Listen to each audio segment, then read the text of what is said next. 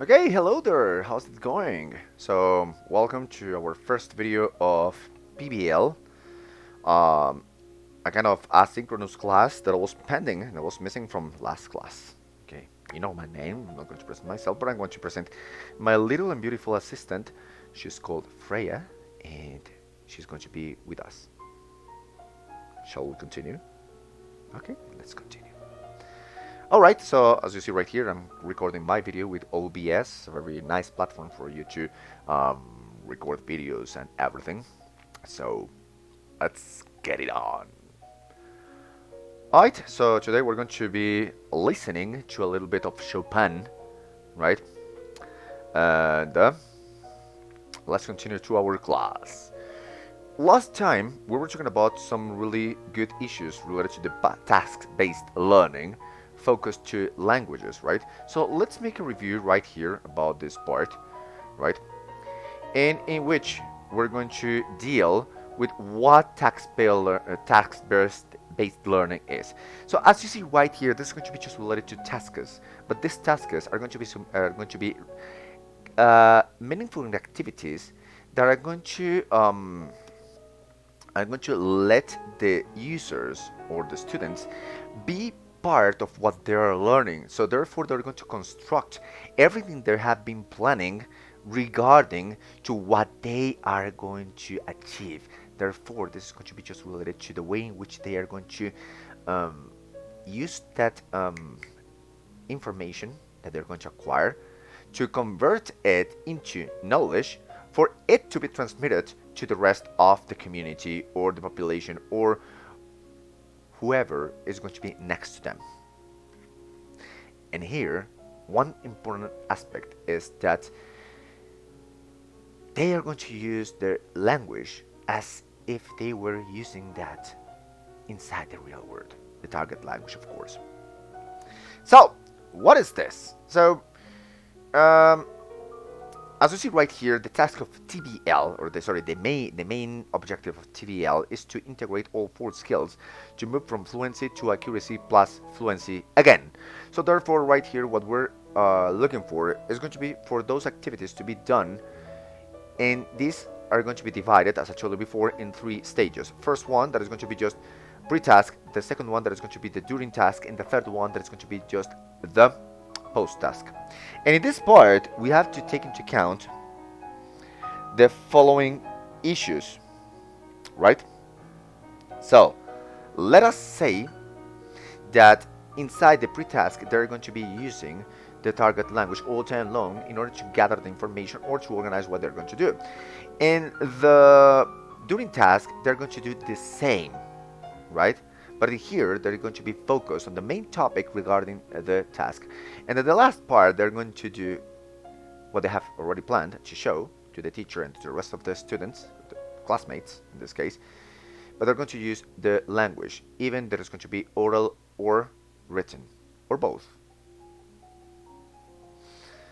Alright, so we have to take into account right here um, that we need to deal with the theory of the language, right? So we need to use the language as a meaningful way for them to learn what it has been exposed, proposed, and that's it, right? So the focus right here is going to be just conversation, communication at a maximum level regarding their level, right? For them to take advantage of all the aspects in which they are going to try to develop the language, right? Okay. Based on Union 2004, as you see right here, the definition of task, right? So this is going to be the way in which students are going to be involved in what they need to learn or what they are going to learn, right? Why? Because they're going to be comprehending, manipulating, producing, and interacting related to the topic they're going to be dealing, but using the target language, right? So here, this is going to be just like sharing information, creating knowledge, and the most important thing right here, creating communication. Once again, Noonan says that any approach to language pedagogy will need to concern itself with three essential elements: language data, information, and opportunities to practice. So in this case, you are going to provide those spaces with those tasks that you're going to provide to the students for them to be interacting with the target language, right? Alright, so we saw last time some definitions related to task, and in here we're going to see some of those definitions. So we have, for example, tasks, that is an activity where the target language is used by the learner for a communicative purpose, right, in order to achieve an outcome. So, once again, I, the teacher, I'm going to provide you with key elements for you to interact. The rest depends on you. Based on Williams and Burden, 1997, a task is any activity that learners engage into process of learning a language. And based on Ellis, uh, he says that exercises are activities that call for primary form focused language use. So right here we're going to use the language in order to deal with the requirements of what communication demands in a real world. So right here we need to stop watching the language as an academic factor and try to switch that vision that we have related to that academic factor into a daily routine activity, right? And something funny for the students to understand what it has been provided to them in the form of the language. Okay, so why are we going to use this task-based approach inside the PBL approach, right? Okay, so based on Richard Frost, students may not produce a target language during the free practice stage because they find they are unable to use existing language resources to complete the task. So that is why, right here, we as teachers, we're going to become that guide, that light that they're going to require for them to fulfill all those requirements related to the communicative factor, right? And in here, we're going to start using the action-oriented approach for them to realize about the importance of using the language at a right way, depending the level, and to make the experience of using the language something meaningful. What are we going to take into account right here inside the TBL? So, number one, as I have been stating before, you need to be exposed to the language for you to have a very good practice of it, right?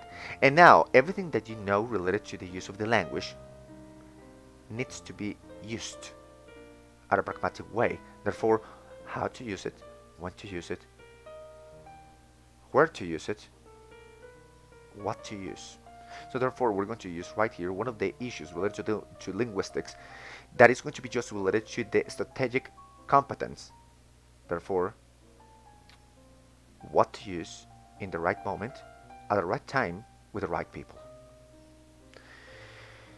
Also, the motivation right here is going to be very, very, very, very essential, right? Because they need to find something that is going to be at their level, and then we're going to use some issues related to Vygotsky, in which we need to provide the students with the enough elements proper to their level. Nothing else, nothing more. What are going to be your roles right here?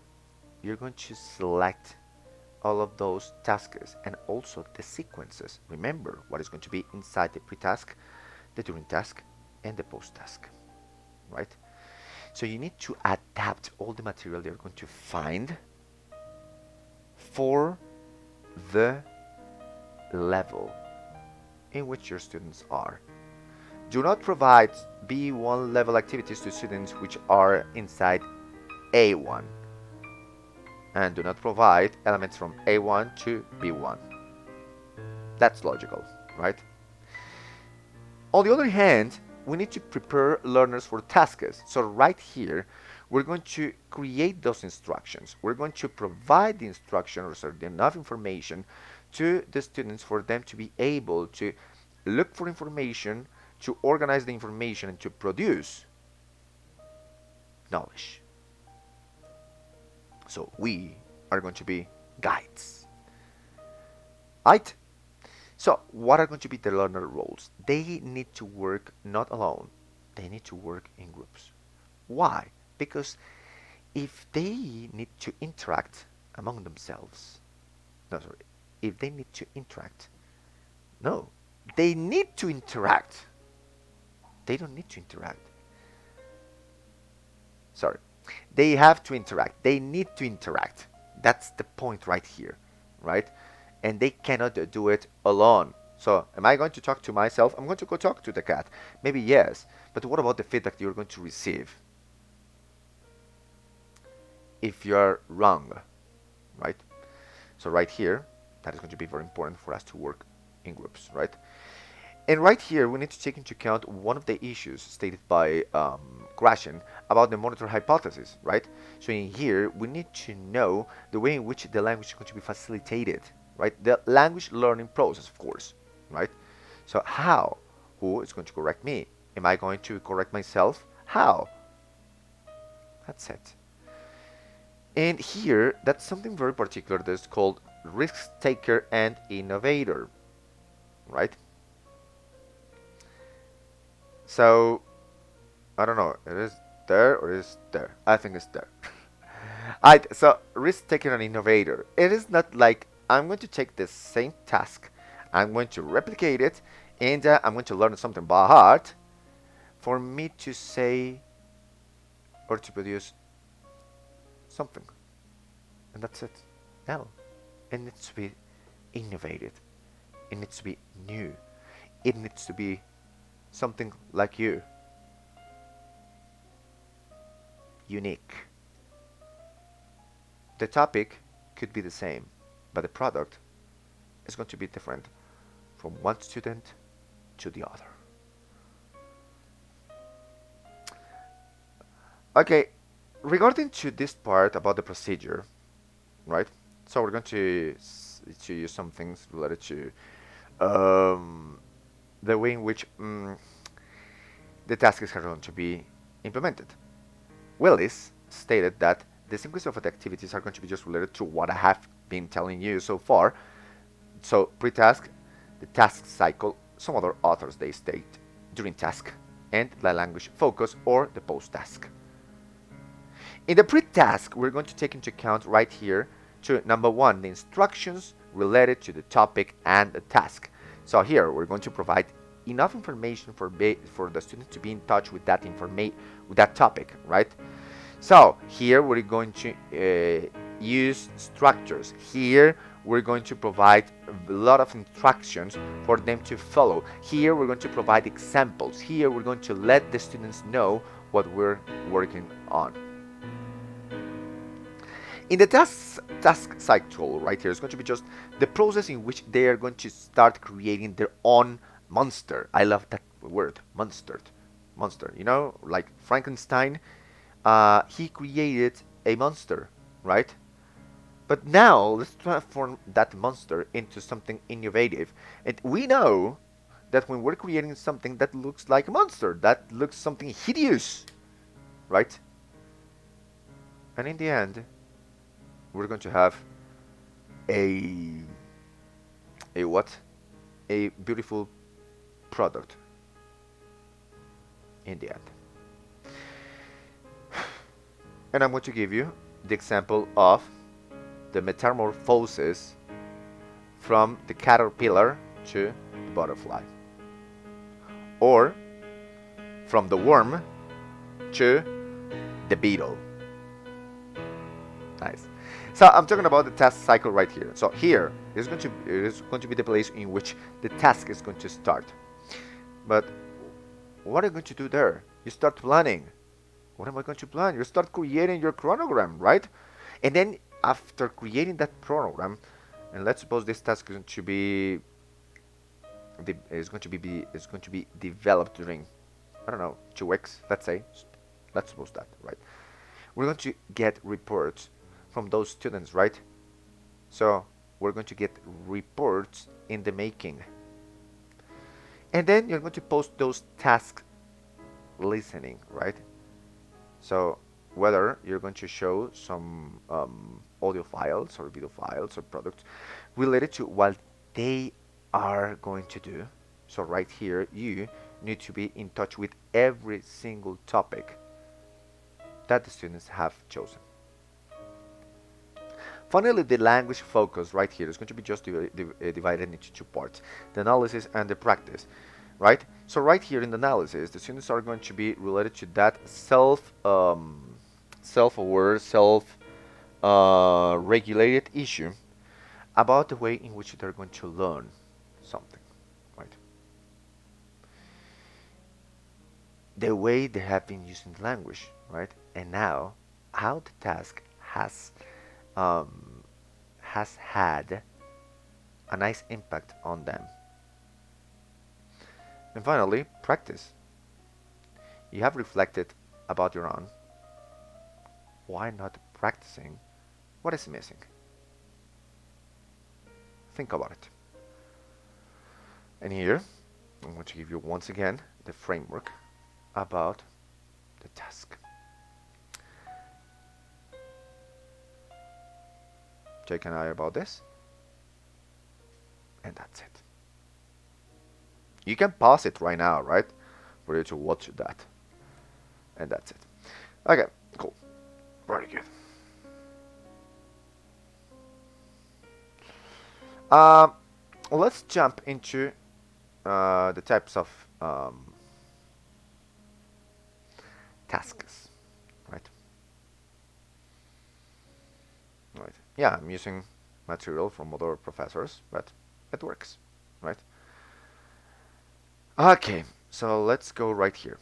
Which are going to be those tasks, or yeah, tasks or activities that can be implemented uh, in your classes? So we have the first one that is called listing, or that like brainstorming, right? So right here we're going to set a topic, and then you're going to start uh, expressing some ideas or some expressions. Yeah, expressing some expressions about the topic you want to deal with. The other one is going to be ordering and sorting, right? So right here you're going to say, for example, that you want to order types of colors depending on the group they belong. So the types of red, the types of blue, the types of yellow, the types of green, right? Or, for example, the cities. So cities in Europe, cities in America, right? Matching. You know what is matching, right? So, for example, this memory activity game, right, in which you're going to flip some cards, right, and if they are equally the same, so you have a point. If not, do it again. Comparing, finding similarities and differences. So right here you can place two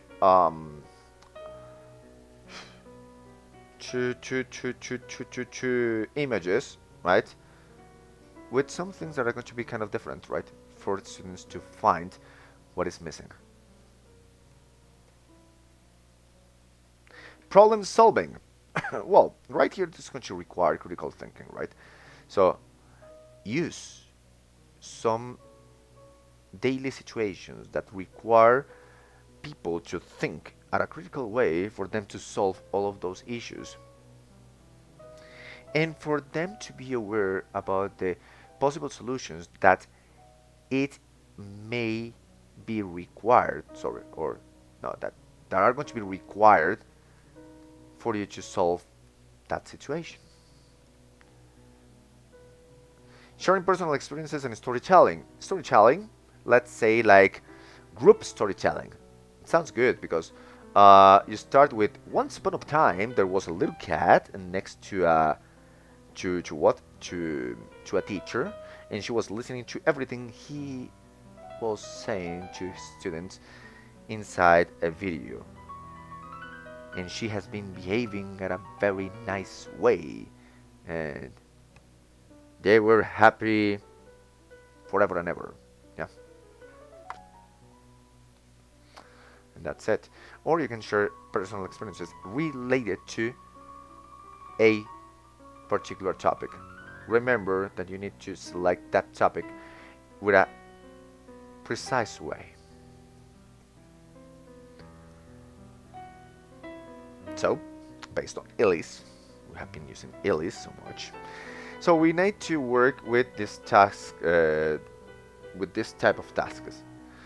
It could be related to real-life tasks or pedagogic tasks, something that can be used outside the classroom or something that is going to be inside the classroom and outside the classroom too, right? Input-based and output-based tasks. So input-based, that everything that is going to be received inside the classroom or is going to be received based on the material that you're going to provide, and then they're going to use uh, that material in order for them to produce something. Now, the output-based is going to be just related to a series of instructions that are going to be provided to the students, and from those instructions, they are going to produce, period. So, first one, inductive, the second one, like deduction, right? Closed versus open tasks. Closed is going to be just limited set of activities that you're going to do. Open tasks, you just set the activity and students are going to see the possible ways for them to reach it.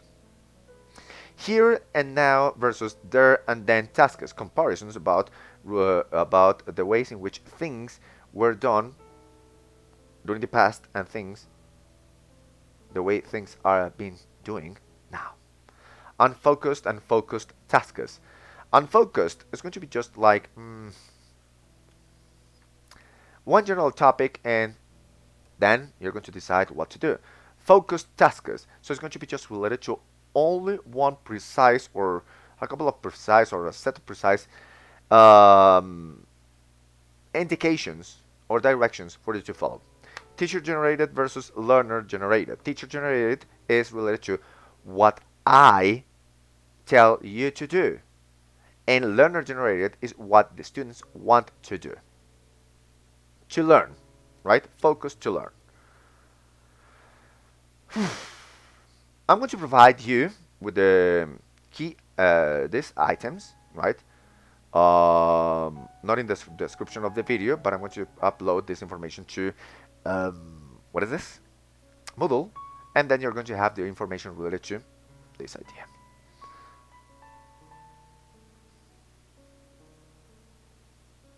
And that's it. Okay, evaluation. And then finally curriculum. Okay, related to evaluation, we need to deal about the way or to try to define what evaluation or assessment is, right? So right here is the process for us to obtain that information that is going to tell us what the students are doing, what the students are learning, and the way they have been learning so far, right? It could be related to a systematic way, it could be related to a summative way, or it could be related to a formative way. The fact is that here, either we're going to get scores or marks or grades, right?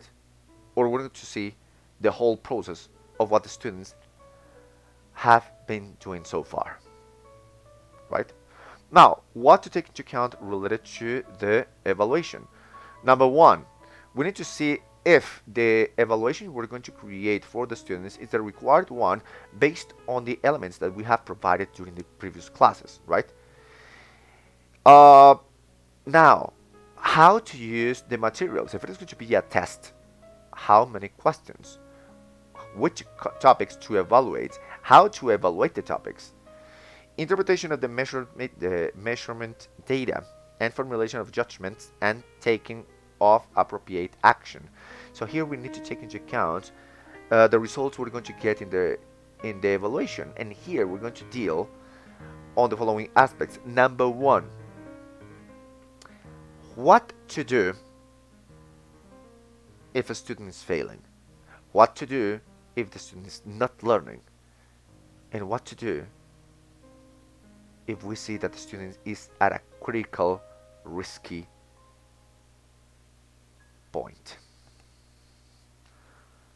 Okay, so we're going to see the four basic types of evaluation in education. We have the placement test or the placement evaluation, we have the diagnostic evaluation, we have the process formative evaluation, and we have the outcome or the summative evaluation. Right? I would like to read these lines related to the placement evaluation. You may pause the video here, and then we're going to keep on talking.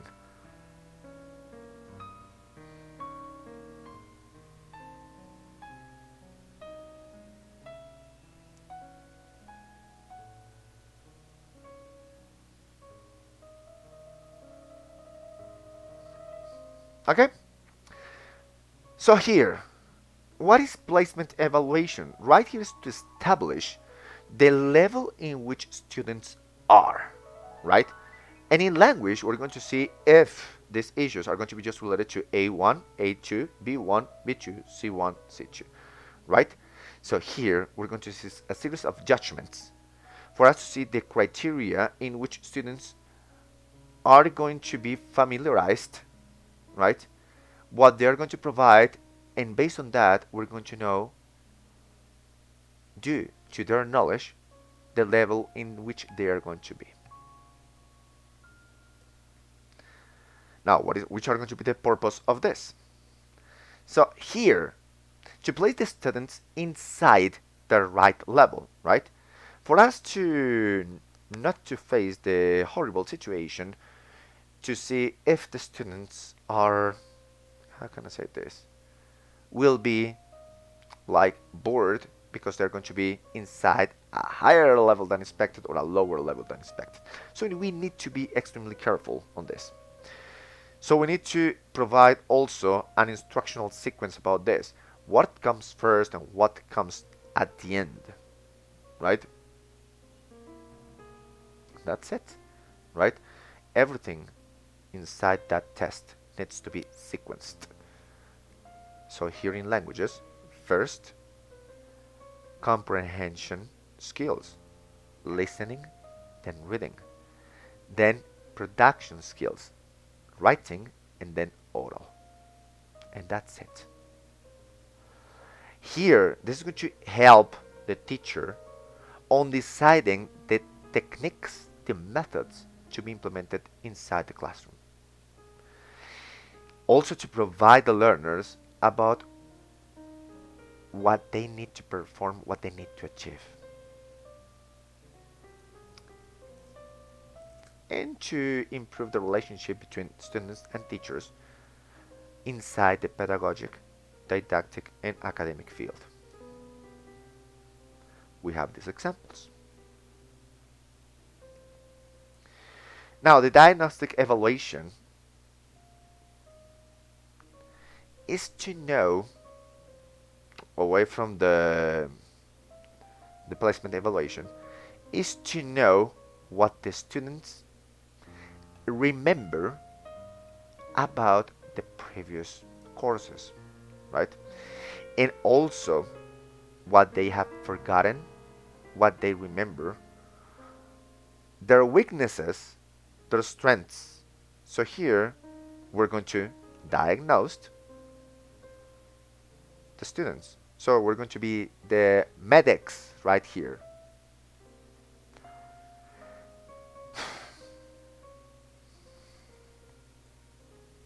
Which are the purpose of this? As I told you before, to see the weaknesses, to see the strengths, to provide Excel assistance and instructions. What is going to be the proper way for you to correct the students? What is going to be the proper way for you to tell what to do to the students? To know what is going to be your position against the students.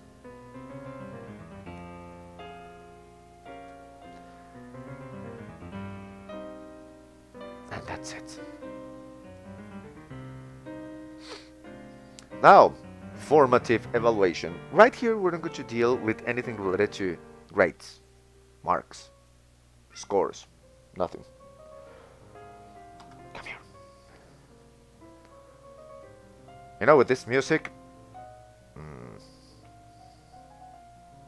it will be nice to have a cup of wine, to have a delicious drink, and keep on talking about this. But now, it is not the moment. Knowledge time.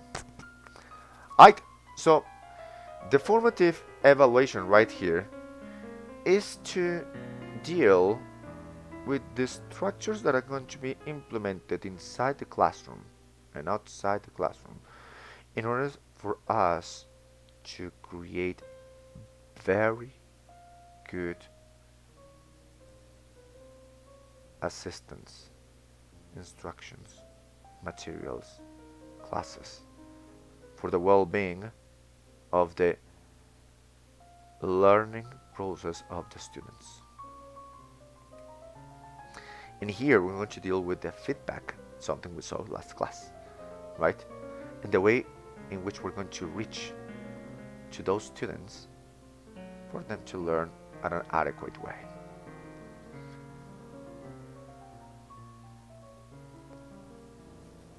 Now, the purposes of the evaluation, the purposes of process evaluation. So, for us to see what we can do inside a course, right? So here we're going to see if the students have learned what has been exposed all over the class. For us to detect errors and for us to see if corrections are required. The way in which we're going to provide those corrections, right? And also for us to know the remediation process we're going to do for them to achieve the learning objectives set inside the curriculum.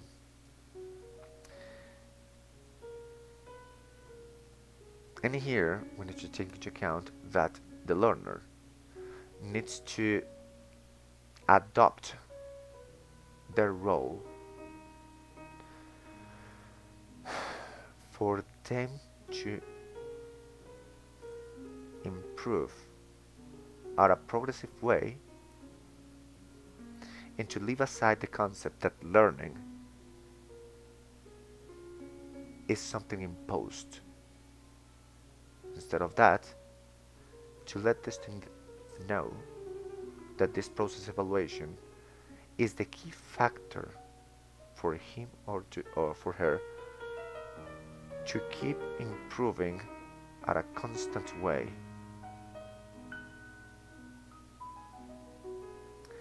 And to break those barriers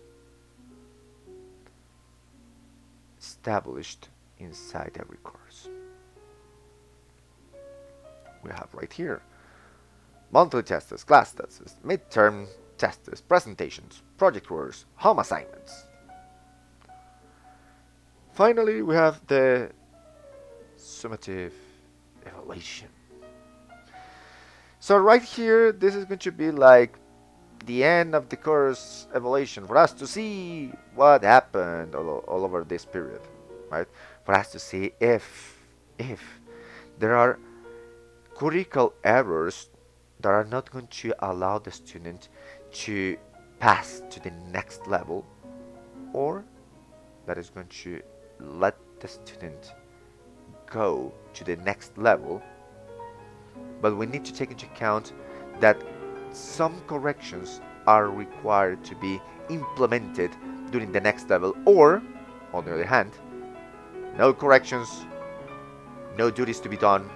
The student is going to continue at a very amazing, wonderful, outstanding way, and is going to be included in the right way inside the next course.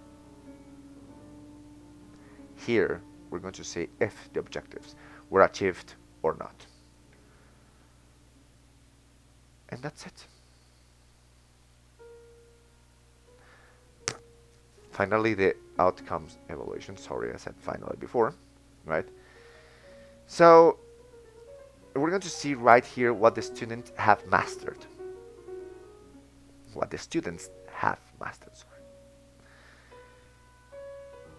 If the contents of the course had created a very powerful learning process inside their minds or not.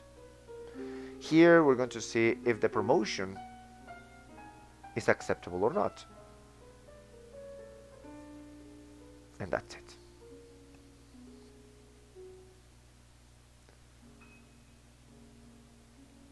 Finally, curriculum. Too much information, huh? Well, deal with it. What is curriculum?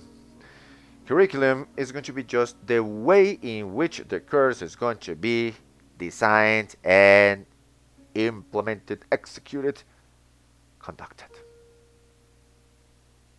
That's it. Here we're going to see the approaches, the methodology, the topics, the assessment, the resources. That's the curriculum, right? Okay. Based on the Florence Nightingale International Foundation, the basic nursing education, the curriculum is stated as a systematic arrangement of the sum of total of selected experiences planned by a school or a defined group of students to attain the aims of particular educational program. What I have said in different words. CARE says that all the learning activities which are planned and guided by the school, whether they are carried out in groups and or individually inside or outside the school or college. Synchronous education and asynchronous education. Now, what do we need to take into account inside the concept of curriculum? That this is going to be a dynamic process, right? It needs a constant adaptation. It needs to be it needs to evolve. That's it. India, it needs to be focused related to the problem-solving approach. Critical thinking, lateral thinking, divergent, convergent thinking. This is going to be just related, centered to your learners. Not from the teachers to the learners. It's from the learners to the teachers, right? Because this needs to be socially acceptable. This is going to be just related to the knowledge enhancement, to the way in which your IQ needs to be improved, to the way in which the knowledge, your perception, your mental capabilities are going to be enhanced. And also this is going to be just related to the way in which your personality is going to be developed.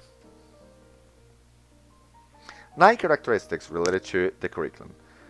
As I told you before, it's a never-ending process. It needs to be adapting each and every time. So each course needs to have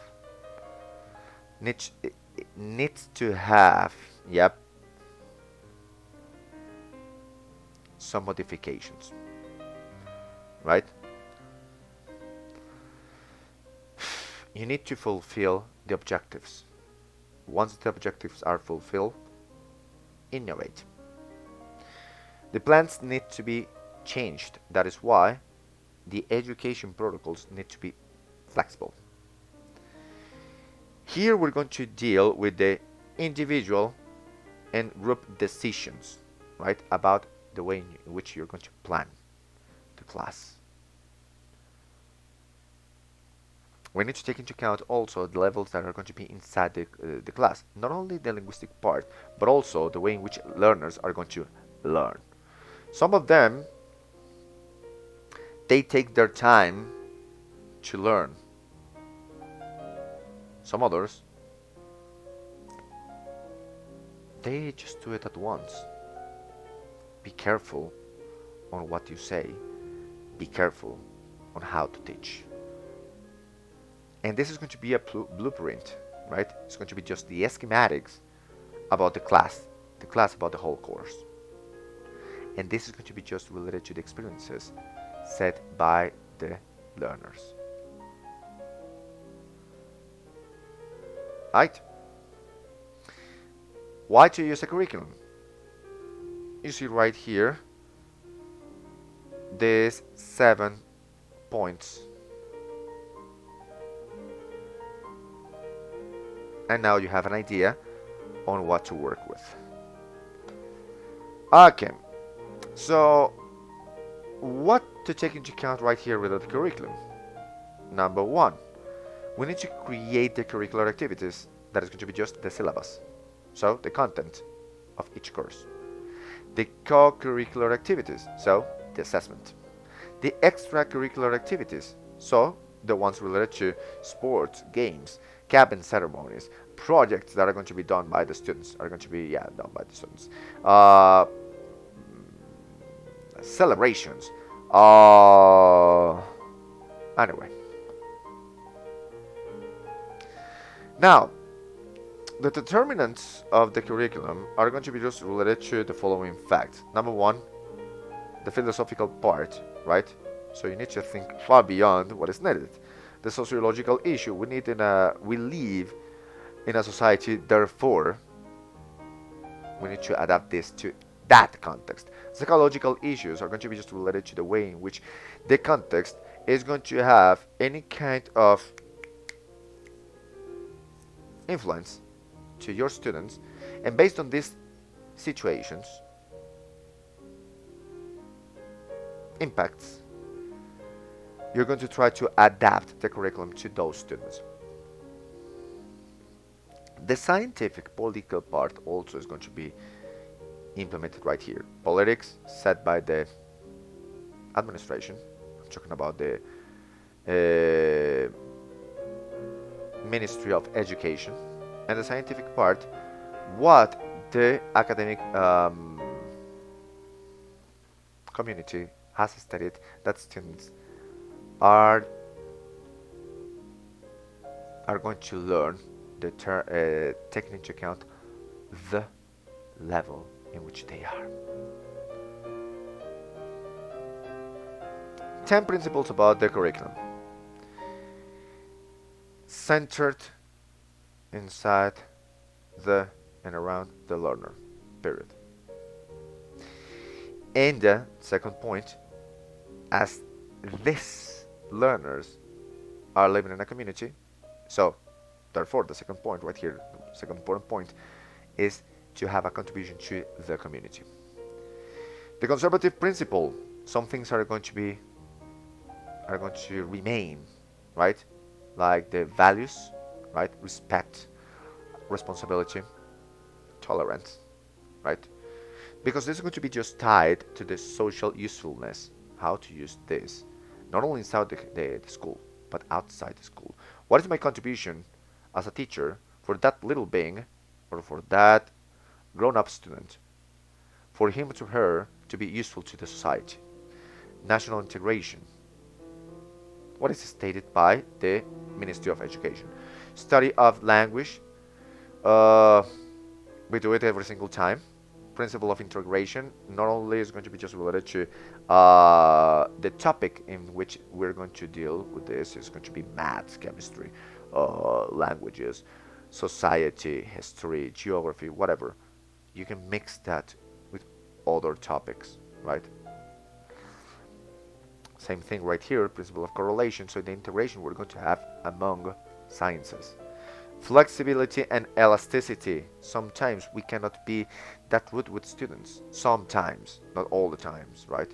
And we need to provide students spaces for them to develop themselves at an academic way. At a, I forgot the word. Anyway. Once again, remember this is going to be just related to what is going to be related to what the learner is going to do. And this is going to be just related to the continuity part and the sequence that you're going to continue next course, next year, and so on. Which are going to be just as the steps of phases in the curriculum. Number one, plan that. Now, once you have planned that, develop it, right? Once what the development has been done, implement it in the real world. And finally, you're going to evaluate that. If that doesn't work, do it again. Okay, which are going to be just the levels of curriculum right here. The ones related to the society, the one related to the institution, and the one related to the instructions. Right? So here, the one related to the society, I have already explained that. How useful the information is going to be just related from the, is going to be, yeah, used for the student inside their context. Institutional curriculum, how useful this information is going to be acquired, sorry, how this information is going to be acquired by the student to be useful inside the institution. And instructional issues going to be just related to every single subject that the student is going to take and how he or she is going to be able to fulfill with the objectives set here.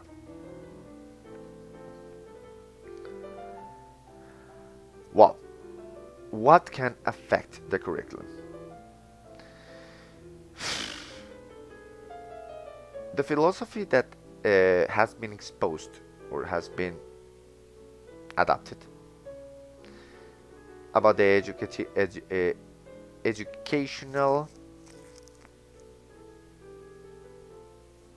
approach selected by the institution.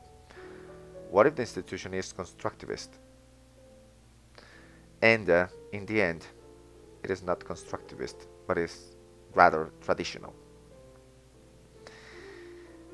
The second point right here is going to be just the educational psychology, how to reach to those students. What is going to be just the human part from the teachers to the students and from the students to the teachers. And what is going to be just the knowledge that is going to be exposed to the students, that is going to be created by the students. Take into account that these activities, they need to be authentic and they need to be significant. And that this is going to be just related to their mental state, to their mental health. Remember, one thing is being at primary school, one other different aspect is being inside high school, and another different thing is being inside college. To do a bachelor degree and then to do a post grade. 4 of them are different. And you need to tell the students that they need to be responsible about that.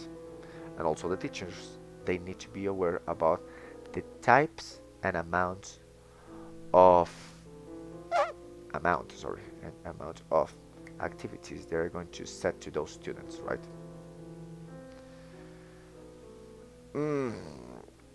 What to do? What to avoid? Let's say this 5 issues right here. The most important, one aspect very important right here is that it should touch the life of students at all point, right? So therefore it needs to be significant. Okay, let's learn the vocabulary related to the colors. Related to what? What are they going to learn about that? Oh, because they're going to create a song with colors, and these ones are going to be presented to their parents. And we're going to love their parents' reactions.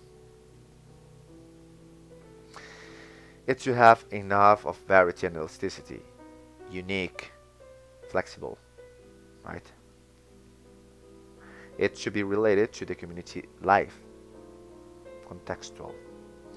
The curriculum should not be split up into a number of isolated, uncoordinated, watertight subjects.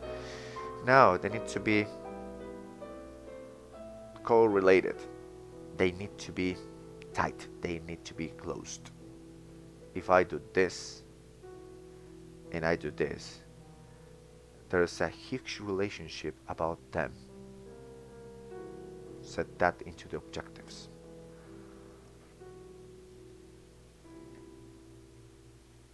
And that's it. So, thank you so much for your attention. It has been a very nice video. Any questions? Let me know. I'm your teacher. She's my assistant. And we tell you bye bye.